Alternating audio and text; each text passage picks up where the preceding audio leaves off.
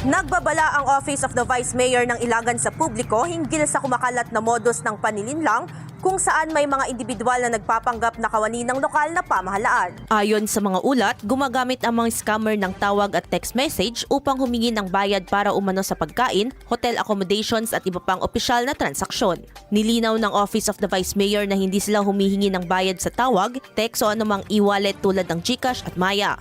Ang ganitong uri ng komunikasyon umano ay pekeng transaksyon at hindi otorisado. Dagdag pa rito, lahat ng lehitimong pakipag-ugnayan ay sinasagawa lamang sa opisyal na LGU email, contact details at sa mga itinalaga at otorisadong kawani. Hinihikayat ni Vice Mayor J. Evson Diaz ang publiko at mga negosyante na maging mapagmatsyag at huwag magpadala ng pera bago mag-verify sa opisyal na channels. Pinayuhan din ng lahat na i-report agad ang kahinahinalang tawag o mensahe upang maprotektahan ang komunidad laban sa panlilinlang.